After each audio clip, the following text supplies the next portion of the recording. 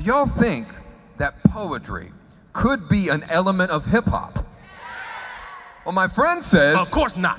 I mean, think about it. You think something like Shakespeare would ever be considered hip-hop?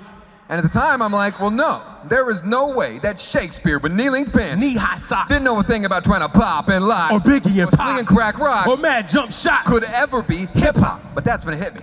You see, Shakespeare is the undisputed king of modern English. He taught us how to put the swagger back in our language. See, back then, Kool Herc was kind of like Homer, because he was the one that started. He stretched vinyl on the table and spun it to make magic the way Homer stretched out papyrus to write wonderful and tragic. And the truth is, the Iliad and the Odyssey were kind of like rappers delight. Right. Yeah, because they was long and drawn out, and most of the verses ain't quite fit right. But they were the building blocks for what came next, before the burned CDs, MP3s, and the printing press. Oh, Lane, that gets me thinking.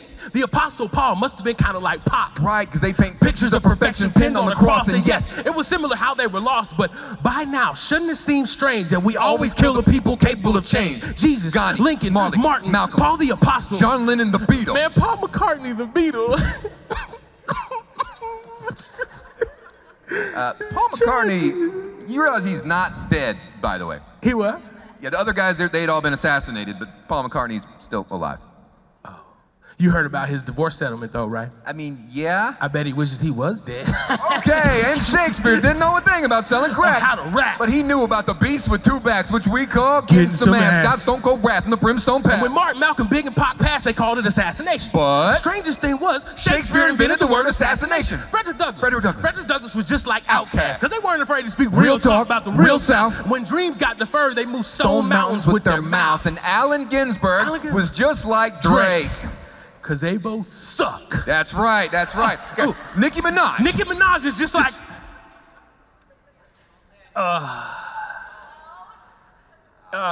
Emily Dickinson. Emily Dickinson. Yeah, because... oh boy. Oh boy. They're both women. Yeah. Yes. They use words. Oh, I got it.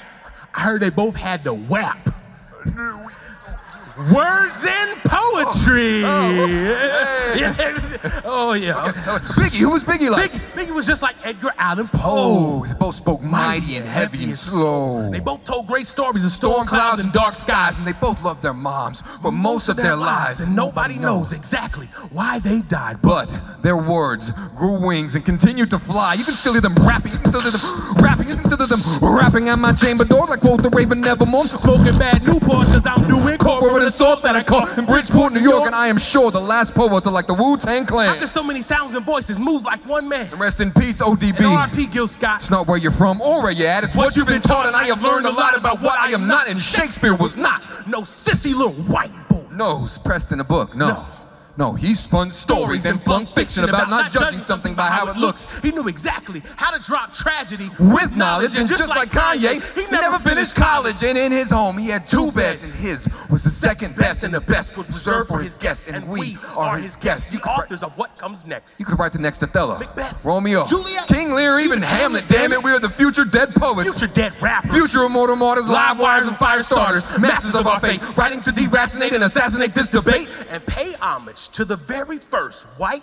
rapper, very first rapper, Grandmaster. Shake. Thanks, y'all. Thank you, NACA. All right. How y'all feeling?